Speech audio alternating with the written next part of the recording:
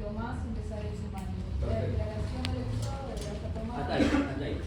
Entonces, si yo tengo marcado por el codificador que dirige el sumario y me remite automáticamente al artículo 16, tengo que ver qué dice el artículo 18 que dice el sumario.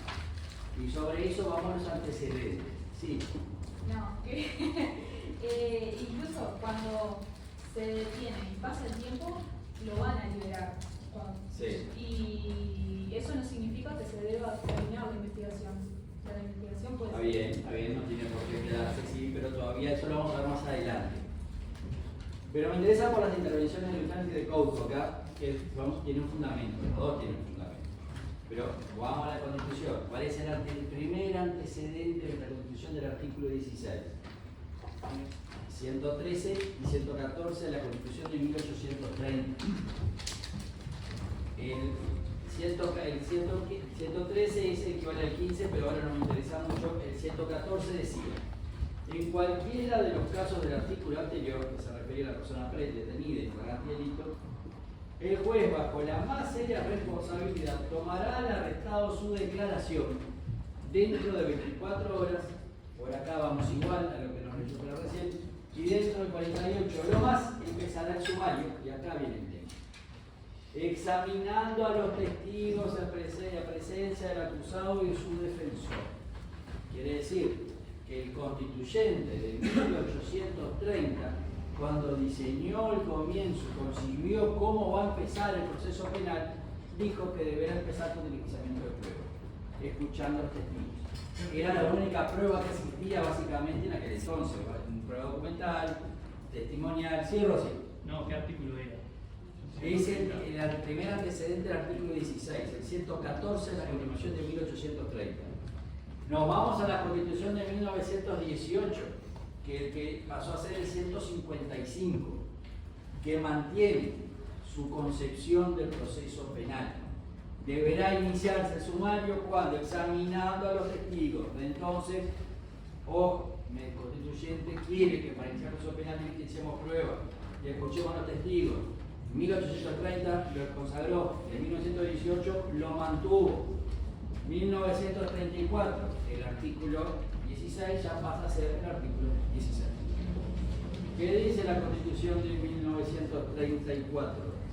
Da la versión actual y suprime la exigencia del diligenciamiento de pruebas. En cualquiera de los casos del artículo anterior, el juez, bajo la más seria responsabilidad, tomará al arrestado su declaración dentro de 24 horas y dentro de 48 lo más, empezará el sumario. Punto. La declaración del acusado deberá ser tomada en presencia del defensor. El constituyente de 1934, entonces, teniendo a la vista el artículo 114 de 1830, el artículo 155 de 1918, que exigía para el inicio del sumario el decretamiento de prueba, lo suprime. Yo quiero preguntar cuál es el argumento de la supresión de ese. Bueno, le podemos especular, porque no tengo el antecedente de discusión del constituyente de esta sanción. Vamos a especular que lo tenía a la vista y decidió suprimirlo por algún motivo, porque no creo que usted me pueda decir, no habrá sido por error, doctor. Y es un cambio muy grande para hablar de que solo se olvidaron. Me eliminaron nada más y nada menos que la exigencia de decidir el sumario escuchando testigos. En la Constitución del 42 se mantiene, en el 62 se mantiene, en el 67 se mantiene y hoy actual se mantiene. Entonces, en el diseño constitucional del proceso penal, el propio constituyente, en la Constitución de 1934, pensó un proceso penal sin la exigencia del diligenciamiento de prueba. Volvemos a la pregunta: ¿es constitucional iniciar un proceso penal sin diligenciar prueba? Sí. Y hoy por hoy, con esta concepción, podemos decir que no viola la Constitución. ¿Está mal que se diligencie prueba? No, porque no está exigida por el constituyente, pero el codificador la puede exigir. Desde los códigos anteriores se diligenciaba. ¿Y eso era violatorio del diseño constitucional? No. Son decisiones que toma el codificador cuando exigiendo diligenciar o no dentro de un diseño mucho más grande que es del constituyente. Entonces, primera aproximación, tendríamos que decir que aparentemente en este diseño no estamos violando principios o normas constitucionales. ¿Está bien? Ahora, seguimos. ¿Cuál es hay un estándar exigido para la formalización? ¿Cuál es el target, como se dice por ahí? ¿Qué es lo que hay que exigir para admitir una formalización? Porque tenemos que tener claro que el tribunal no es un mero homologador. El tribunal, dice el Código de Proceso Penal en el artículo 266, que tengo que encontrarla, que el tribunal deberá admitir la formalización. Por lo tanto, si la tiene que admitir, podemos decir que también la puede rechazar por no admitirla. ¿Sí? Entonces, hay acá sentencias de la Suprema Corte de Justicia que han trabajado fuertemente sobre cuáles son los estándares exigidos para la admisión o en su caso para el rechazo en pedido de formalización. La primera es la 1791 del 2020, que es un poco vieja para lo que implica la evolución del proceso penal. Pero esta sentencia está buena porque hace como un cuento, una película, con registros casi fotográficos de cuál era el desarrollo de debate que teníamos en aquel momento. Y hace fotografías de cuáles eran los criterios de los 4 tribunales. TAP primero pensaba esto, TAP segundo esto, TAP cuarto esto y el TAP tercero esto. ¿Por qué salté el TAP tercero? Porque el caso fue así. En Canelones, a pedido de fiscalía, se admitió la formalización de un imputado por un delito de rapiña. ¿Saben cuál es el delito de rapiña? El delito de rapiña, ¿lo saben cuál es? ¿Cuál es? Es similar al hurto, o sea, en cuanto a la acción, pero incluye la violencia. Violencia, claro, es el apoderamiento, la sustracción de bienes muebles, perfecto, pertenecientes a la víctima, pero a través de qué? Del empleo de violencia o amenaza. 344 regula la rapiña, que son aplicables las agravantes del 341 del Código Penal. ¿Está bien?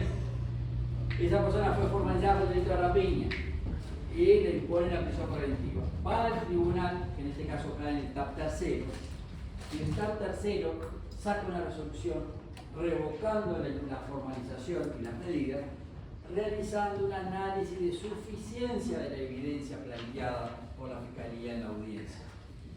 Dice que no tenía un relato creíble, sólido, confiable y que el ilícito planteado no se reflejaba de esa evidencia.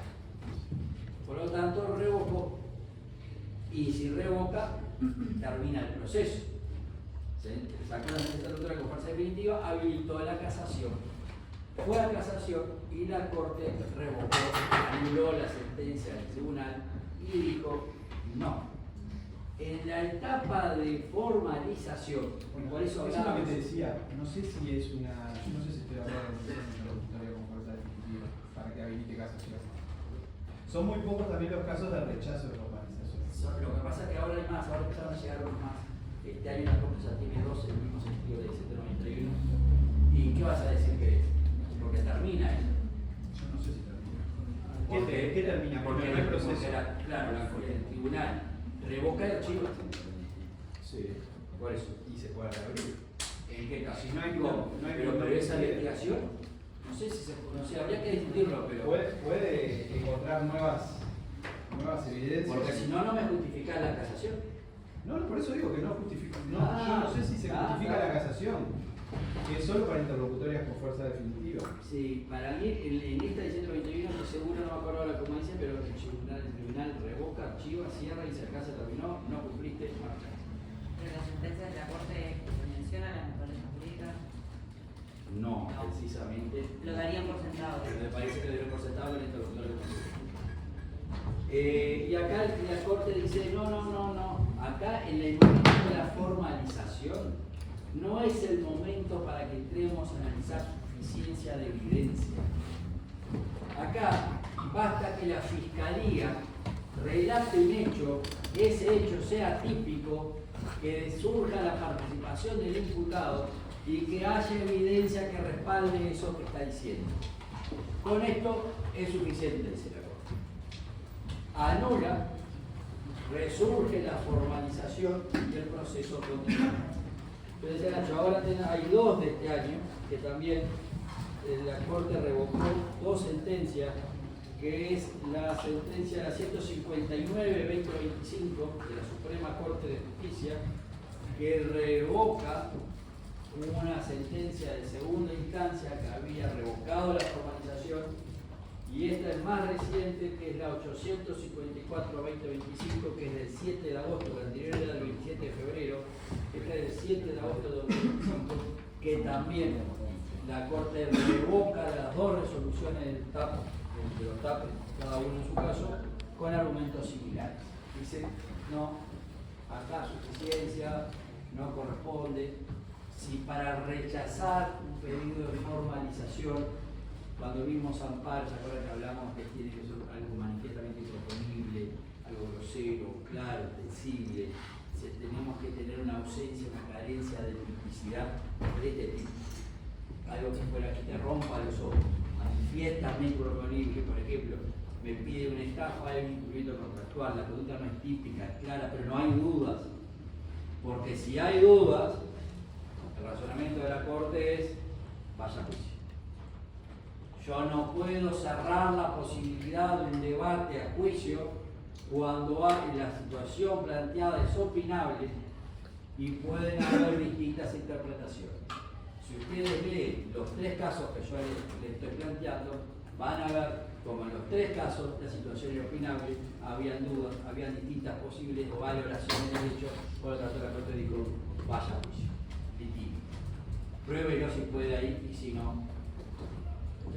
A mí me parece contradictorio que en la sentencia de la Corte diga que basta con que haya evidencia que respalde los hechos que narra la Fiscalía, porque el juez no tiene acceso a la carpeta fiscal. Bueno, ese es un tema. Tenemos acceso a la carpeta fiscal a través de las partes. Pero en la instancia de formalización, Yo, si usted es fiscal, sí. y usted me va a pedir la formalización, vamos a poner el modelo de siempre del amigo Antonio. Yo no puedo, porque yo no estoy habilitado, a ver, déme acá que me la carpeta, que me voy a ahora nutrir de una sapiencia, de una sabiduría, y en ese momento la leo y ya quedo, no. Usted me va a tener que decir a mí todo lo que tiene esa carpeta y por qué lo está diciendo. Y la defensa, que tiene que haber llegado con un acceso a esa carpeta, me va a decir sí, no y por qué en los dos casos. Y si me dice que no, yo le voy a preguntar, bueno, hágase cargo. ¿Por qué no? ¿Qué es lo que no está de acuerdo? Funde. No, porque antes, bueno, explíqueme. Entonces yo voy construyendo, yo voy viendo la carpeta. Yo lo único que no voy a hacer es agarrar la carpeta y ver los videos, escuchar los audios. Es una garantía, ¿no? Porque imagínense el caso contrario, en donde el juez, el fiscal le dijo A, B, C, y el juez ve la carpeta y no solo encuentra A, B, C, y encuentra D, E. O sea, el abogado defensor se estaría defendiendo de lo que le dijo el fiscal y de lo que encuentra el juez de oficio. Entonces, no es un juicio entre las partes, sino que es un juicio entre las partes y también con el que tiene que tomar la decisión final respecto de los puntos que él releva de oficio. Entonces, por eso el acceso se da a través de las partes y el control de las partes a la evidencia. Exacto. Porque, y ahí está Y aquí está en una defensa fuerte, porque si la defensa no controla lo que hace la fiscalía, ya está.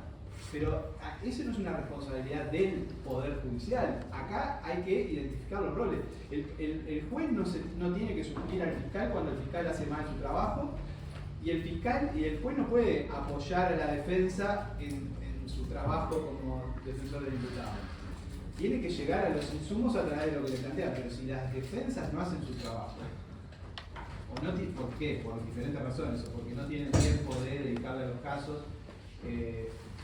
o por problemas en la formación de los abogados defensores, bueno, es un problema sí para las garantías, pero no es un problema del diseño del sistema, es un problema de los operadores del sistema, de la capacitación de esos operadores. Si ese sistema funcionara con operadores capacitados, bueno, sería otra la realidad. con fiscales más preparados, con más presupuesto, con más tiempo, porque en definitiva el presupuesto se ve después en la cantidad de fiscales que hay por caso, y defensas públicas o defensas privadas capacitadas en estos temas, mejoraría el funcionamiento del sistema. Profe, ¿cuáles eran las sentencias del 2025? Del 2025 son la 159-2025 del 27 de febrero y la 854 2025 desde el 7 de agosto. Gracias. De todas formas, yo coincido con la compañera que primero tendríamos que, coincido con lo que voy a decir ahora, que tendríamos que definir exactamente qué implica conceptualmente acceso a la carpeta, ¿no? O sea, Sí, vamos a Marcelo está dando por sentado que el acceso es el debate mediante realidad argumentativa. Bueno, yo tengo mi reparo, porque entiendo que eso no sería un completo acceso. Ahora, ¿cómo se materializa? Todavía no se está haciendo de la forma que yo me la imagino. No quiere decir que lo visualice claramente porque es simplemente una aspiración, porque todavía no sucede, y es difícil como de proyectarlo en su totalidad. Pero cuando uno imagina acceso a la carpeta, por lo menos imagina que después pueda verlo materialmente, tangiblemente, ¿no? No sé, en una computadora observando el video, escuchando la grabación, no que yo se lo cuente. Evidentemente cuando yo se lo cuento. No, pero no solo tú. No, solo tú. Es Yo acá tengo una serie de, acá Bueno. le voy a hacer el contrapunto a Lucía, porque me encanta que se piense así, que se funde con ganas el acceso. Lo que pasa es que si yo accedo a la carpeta, es como decir a la parte, muchachos, ustedes no están capacitados para convencerme y explicarme. Denme la carpeta que yo, ante mí, por mí, voy a ver lo que hay ahí y mágicamente voy a encontrar una resolución porque No, pero es lo que dice el código. claro, no, pues está bien, pero yo lo que digo es, si yo leo la Sí, carpeta, sí, para las hipótesis dan previsto está bien, todos los claro, casos. exacto, pero si yo leo la carpeta, yo voy a estar saltando en un paso, que a mí es importante. Yo no digo que nunca pueda acceder a la carpeta, hay momentos que capaz que yo tengo que acceder a la carpeta, pero la regla es que la información, si yo accedo y miro yo, y escucho yo los audios, yo estoy evitando que la materialización de uno de los principios más importantes del proceso penal es el contradictorio, el control, la bilateralidad. Todo lo miro ustedes dos, pues lo puse como ejemplo, voy a tener ejemplo toda la clase. Todo lo que diga la fiscal va a ser controlado por la defensa. Y si yo saco esto, corto esa dinámica de creación de información de alta calidad. Porque no van a ser ustedes los que me van a dar la información, voy a ser yo, mirando la carpeta, que me voy a convencer por mí solo de cuáles son los hechos que yo tengo que consultar.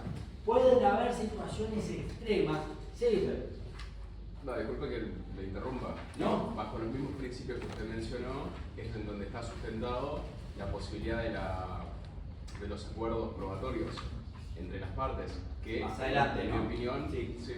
en mi opinión puede dar lugar a una especie de verdad negociada, que se usa creo que esta terminología para... Vamos a dejar eso para el abreviado, vamos a dejar eso para el abreviado, porque si no nos vamos del tema ahora y no puedo Pero hacer. a lo que voy es la divergencia que se puede dar con la verdad material.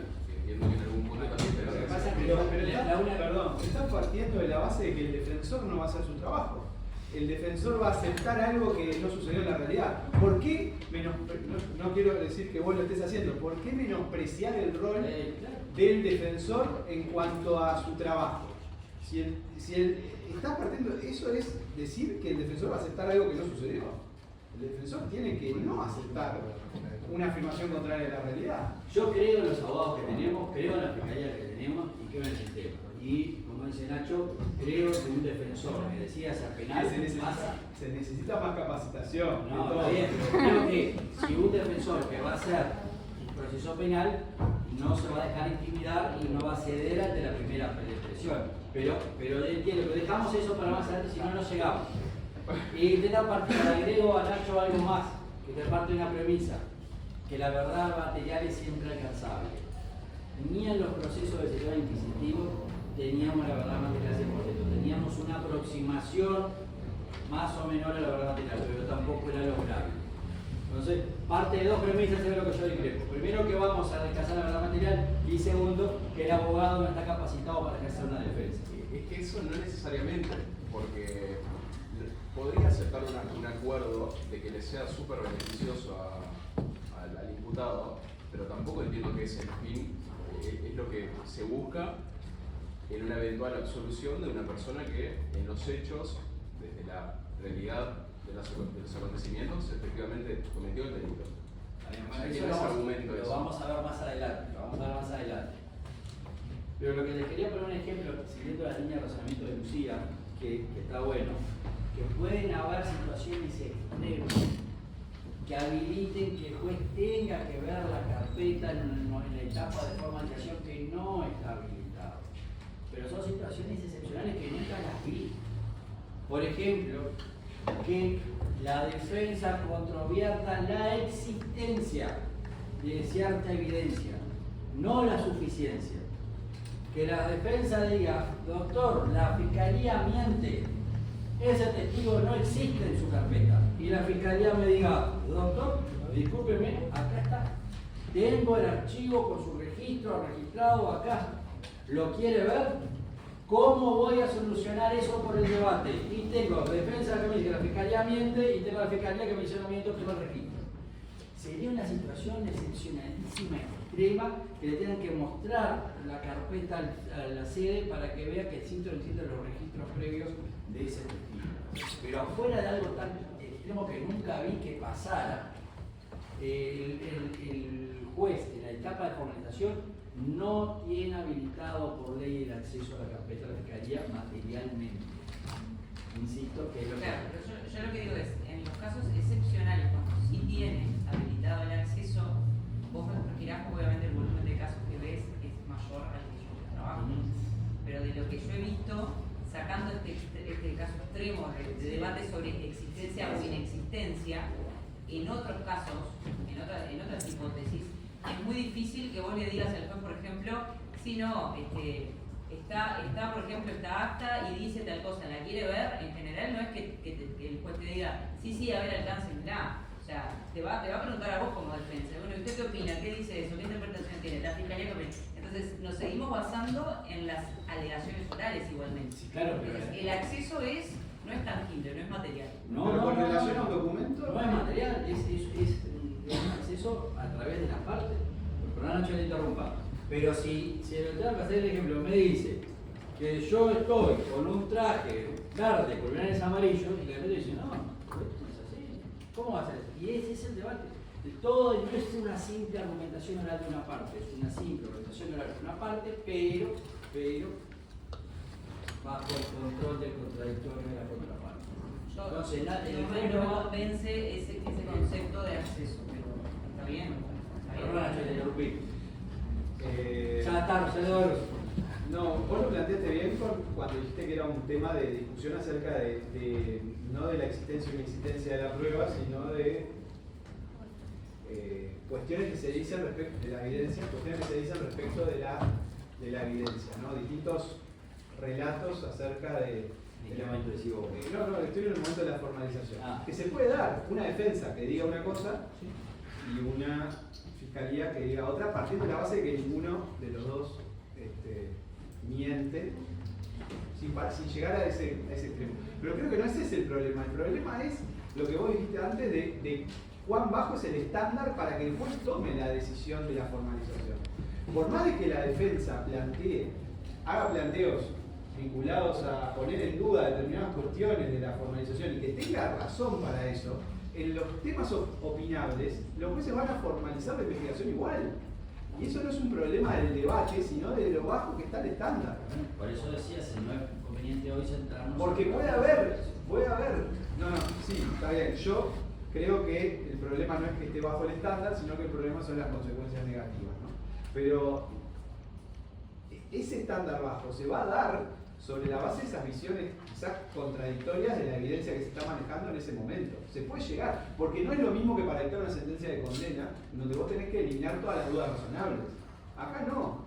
Acá aún con dudas, bueno, sigamos adelante y las dirimimos en juicio. Sigamos investigando y las dirimimos en juicio. Para mí el problema pasa por ahí y no por el método utilizado para tomar la decisión. El método de la realidad no me parece un mal método por los controles cruzados que se hacen. El problema Tampoco me parece el bajo estándar. En Chile se manejan con un bajo estándar como mera comunicación, acá nos manejamos con un bajo estándar. El problema que tenemos en Uruguay, me parece, es las consecuencias graves que tiene la formalización, que no es una sentencia de condena ni mucho menos. Y además la escasa cultura jurídica fuera de los ámbitos del derecho, en donde se entiende que la formalización de una investigación, estamos hablando de la condena a esa persona. Bueno, yo le puse varios ejemplos de efectos, consecuencias jurídicas de la constitución. O sea, correcto plantear una limpiada de consecuencias. Y bueno, sí, para mantener el estándar. Hay que soportarlas políticamente, ¿no? Eso. Lo que pasa es que hay temas en consecuencia muy sensibles. En un 79 era el 1980. La del 79 es la pérdida de Ya le dije supresión de la que era con la mera sujeción al proceso, una relación al registro de antecedentes, que genera el control de cuando sea reiterante o reincidente. ¿Saben cuándo es imputado reiterante o reincidente? Repaso, reiterante es aquella persona que comete un delito hoy, es sometido a proceso y en los próximos 5 años comete un nuevo delito pero que no está condenado por el anterior. Ese es reiterante.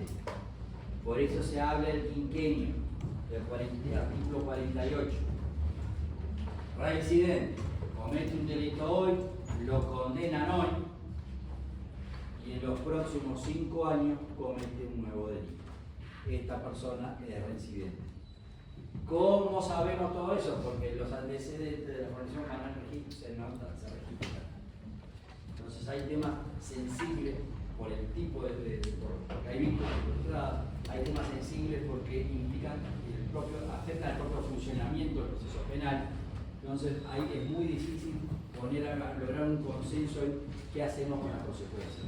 Rosy, perdone, no me olvidé de usted. No pasa nada. No, era para adherirme un poco a la postura que tenía Lucía, porque sobre todo era para decir que de alguna manera este principio de oralidad no limita un poco este acceso a la verdad material, porque yo lo que pregunto era el caso es el que decía donde, bueno, nosotros tenemos acá el documento para que usted lo pueda ver, te dice no, usted entiéndalo de forma oral. O sea, si tenemos los elementos materiales para que se pueda ver esa verdad, ¿por qué no se emplean? De alguna manera no estamos limitando la verdad en pos de cumplir. Le pregunto, ¿usted confía en la Fiscalía del abogado defensor? No, yo confío plenamente, pero ya digo que una cosa no quita la otra. O sea, Puede ser, es válida la posición, yo entiendo. Lo que pasa es que yo entiendo que los procesos no pueden ser un acto de fe. El juez no puede. O sea, porque por ejemplo se puede dar que no es que necesariamente mientan, pero que por ejemplo la fiscalía resulte más creíble porque es más buena argumentativamente, oralmente, y quizá la defensa no lo es tanto, y no es que esté mintiendo. No, claro, pero el problema de la formación Totalmente del abogado defensor. Pero adicionalmente, para mí no se cumple con el efectivo. Pero lo que pasa es que no es un acto de fe, porque hay un acto de fe, no es un acto de fe Es sería realidad. que yo le escuché a la Fiscalía, escuché a la Claro, de acto de defensa. fe me refiero a que dijiste de usted cree, no sé Claro, qué. no, porque Bueno. yo tengo que si están trabajando, están haciendo su trabajo. Entonces, si acto de fe sería, te escuché, listo, está bien, me encantó, usted también dijo y no resuelvo nada, si me termina, no hay control, no hay debate, yo no me aseguro que lo que me está diciendo es lo correcto. Si hay, no me parece que ya toda la actividad que implica el ejercicio contradictorio me neutraliza cualquier otra explicación de acto de fe. Pero bueno, sí, Oliver. Pero entendiendo lo que decís, ¿no? Sí. Igual, primera. Respecto de la existencia de la material, no por ese lado, sino de la existencia material sí de evidencias, pero duda entre lo que sería la Fiscalía y la Defensa respecto de que la Fiscalía dice está la grabación de fulano rompiendo la ventanilla del auto y sacando la matera, y la defensa alega de que no se ve el rostro, puede ser cualquier persona. Siempre, eso pasa todos los días. Exacto. Eso por un lado. Ahí el juez de garantía va a poder acceder y tomar una decisión en base a ver el video. ¿Qué etapa? ¿En la formalización? En la formalización. No tiene permitido por ley acceder en esta etapa. No puede. Está, perfecto. Eso es una. Por otro lado, haciendo lugar a la formalización de la persona, con consecuencias como por ejemplo el registro de antecedentes judiciales, etc., prisión preventiva, todas las consecuencias negativas que se puedan llegar a poner. Esa persona... La preventiva no es una consecuencia. No es una consecuencia de la formalización, Bueno. son discusiones separadas. Son cosas diferentes, cuidado con eso. Vamos entonces con el registro de Por ejemplo, antecedentes. ¿Qué pasa entonces cuando la persona después resulta sobreseída en el proceso por evidencia, por falta de evidencia, lo que sea? Es que la formalización lo que te habilita es a seguir investigando. Es eso, en realidad esa sería la consecuencia. ¿Es formalización de qué? ¿De la investigación? No, de la investigación. ¿Cuál tendría que ser la consecuencia limpia de una formalización? Permitir al fiscal que le autoricen a seguir investigando a un imputado. Claro, pero el 80 de la Constitución, el 79 de la 1980. todo Los eso, 95.000 de la libertad de prueba. por eso. 538, 19355. Por eso, bueno, pero es lo que estamos hablando. Se le fueron agregando consecuencias jurídicas. Y por otra parte se lo equiparó, sin norma en algunos casos, al procesamiento. Pero no es un procesamiento, ese es el problema, pero ese es un problema de, yo qué sé, imagínense, si es un problema de la Corte Electoral, de la Suprema Corte si tiene que suspender un abogado, es un problema de los que aplican las disposiciones que tienen que considerar si es o no formalización y procesamiento, porque está mal aplicado. Pero vamos a seguir porque vieron lo que tiene el penal que tiene esto, ¿no? Sí, Dos consultas, hacerse la rápido. Perdona, y en ese caso que decía, de la ventanilla, vas a terminar formalizando la investigación y autorizando a que se siga investigando. Claro, pero hay que contextualizar, ¿no? Porque por lo general está esa persona que está detenida, que fue por lo general agarrada con los efectos, que fue reconocido por la víctima, o está filmado cuando después se trasladaron los lugares de la policía. No es solo niego, sí, está bien, no fue. Deben existir un conjunto de evidencia que respalde los hechos que hizo la Fiscalía. No es solo eso, porque si es solo eso, y hay una materialidad muy floja, que podría admitirse una competición igual. Sacamos el video Pero de la después persona. después va a afectar la materialidad de la prisión preventiva. Es como ver un unicornio, pero echas una formalización es muy difícil. Voy al caso cuando se presentó el nuevo CPP, que se hizo una presentación de un caso, ejemplo. La persona es atrapada con lo que había sustraído supuestamente, no hay una afirmación, sino que más bien está con la matera, pero la alegación de la defensa es que la matera la encontró en la banqueta. No hay otra prueba material. Bueno, lo que pasa es que ahora vamos a ver eso, pero hay que ver, para ver la flagrancia hay que ver 3 puntos fundamentales. Hora del hecho, hora que la autoridad policial toma conocimiento y hora de la detención. Así como está diciendo usted, me faltan los 2 primeros, los 3 me faltan. Porque si esa detención fue 4 o 5 horas después, ¿cómo me va a vincular usted esa materia a ese hecho? Capaz que la encontró y puede haber un hallazgo, capaz que la compró, puede haber una receptación, pero si usted no, porque el hecho que tenga la materia no es evidencia fehaciente de que él la sustrajo. Por eso le digo, hay que saber cuándo fue el hecho, cuándo se denunció y cuándo se lo capturó. Porque ahí vamos a ir viendo una secuencia, que así como le está contando, yo no tengo esa información para resolver.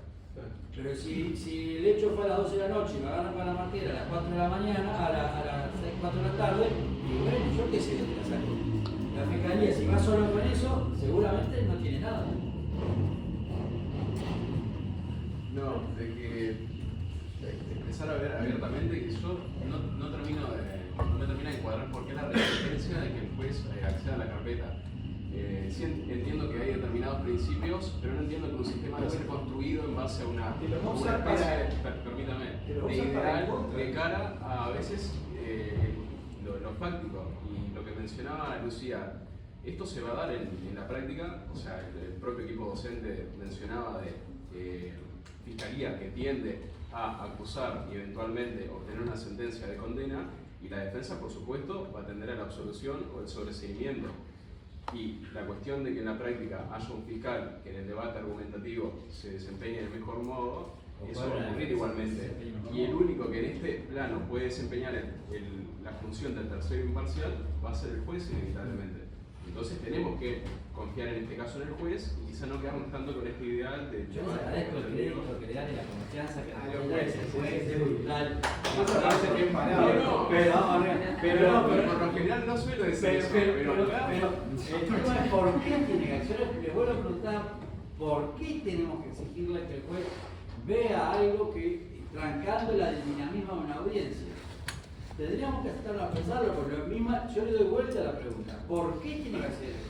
Para ¿Qué llegar- carencia, qué ausencia hay ahí que usted quiere suplir con la intervención del juez a la carpeta? Algo hay, claro, porque algo que no está funcionando en la lógica que usted está planteando, que es respetable, algo tiene que estar faltando para justificar que el juez se meta en una carpeta. hay individuos naturalmente con intereses que tienden hacia cierta dirección. Entiendo yo que el juez, por definición, es el que no debería en este caso tener interés de ningún tipo y es el que está, por lo tanto, en una mejor posición. Y que si hay un video y el tipo, no sé, lo pienso en algo muy burdo, está metiendo la mano adentro del auto, claro, ahí ya me fui como al extremo de la existencia o no, ¿no? Pero vamos, déjeme Pero eso, no digo, veamos flagrancia, porque si no, no puedo avanzar. no, Eso no vamos flagrancia. muy rápido, Sí. se responde muy rápido. No, está bien, pero déjeme seguir con el avance, no llego a flagrancia. Que ese es el núcleo duro que tengo que analizar, a ver qué será que sé de todos los días. Yo quería dar la respuesta a su pregunta de por qué debería verlo bueno, porque es una mejor forma de llegar a la verdad. Para mí por eso, porque si vos Pero la verdad no la logramos a veces por la situación. La verdad se la busca, si podemos acercarnos a una idea de verdad, no va a ser la desinformación, eso seguro. ¿Va a decir algo más? Sí, sí, cortito, yo no puedo seguir. Bueno, cortito. Que pasamos de un sistema inquisitivo justamente en donde el juez intervenía para justamente pasar a un sistema acusatorio adversarial que con la oralidad se pretende eso mismo, la imparcialidad. Eso es un buen punto. Eso es un buen fundamento. Bueno, vamos a la formalización sin detenido porque no va a dar el tiempo, porque tiene requisitos diferentes. La solicitud de formalización sin detenido, 266.2. Acá la Fiscalía tiene otro margen, no tiene a nadie detenido, no le están corriendo plazos constitucionales, está haciendo una investigación, está juntando evidencia. Cuando considera que tiene los elementos objetivos que den cuenta de la existencia del delito y la parte del diputado, va a pedir audiencia sin apuro. Va a hacerla, dice el código, tiene que hacerla por escrito, que esté